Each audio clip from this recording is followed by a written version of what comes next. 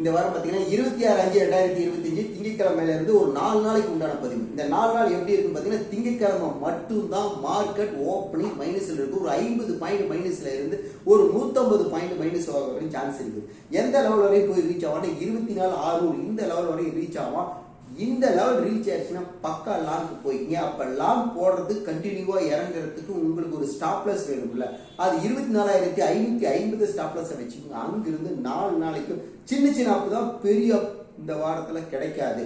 அதுவே 29ஆம் தேதியோ அல்லது வெள்ளிக்கிழமை 30ஆம் தேதியோ மிகப்பெரிய ஜாக்பாட் இருக்குது. After monthly expiry.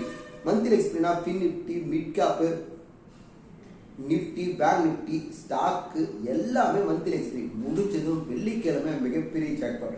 சப்போஸ் அந்த வெள்ளிக்கிழமை ஜாக்பாட்டை வியாழக்கிழமை மிகப்பெரிய கொண்டு போகிறதுக்கு ஒரு சான்ஸ் இருக்குது. அப்படி முன்னாலே கொண்டு போறாங்களா இல்லை வெள்ளிக்கிழமைங்கிறது உங்களுக்கு வியாழக்கிழமை உங்களுக்கு அப்டேட் பண்றேன். என்ன ஸ்ட்ரைக் பிரைஸ், என்ன பிரைஸ் வாங்கலாம், மிகப்பெரிய ஜாக்பாட்டு ஃபாலோ பண்ணிக்க, கண்டிப்பா அதை பண்ணலாம். இது ஸ்டாக் மார்க்கெட்டோட இது. நேச்சுரல் லாஸ் பார்த்தீங்கன்னா யூட்டர்ன் அடிச்சுட்டான் லாங்குக்கு, மறுபடியும் ஒரு 300 வரை வர சான்ஸ் இருக்கு. ஒரு 290 to 300 இந்த வாரத்தில் மறுபடியும் டச் பண்ணுவோம். குரூடாயில் பார்த்தீங்கன்னா இதே மாதிரி தான், ஒரு நாளைக்கு 100 பாயிண்ட் அப், ஒரு நாளைக்கு 100 பாயிண்ட் அப்.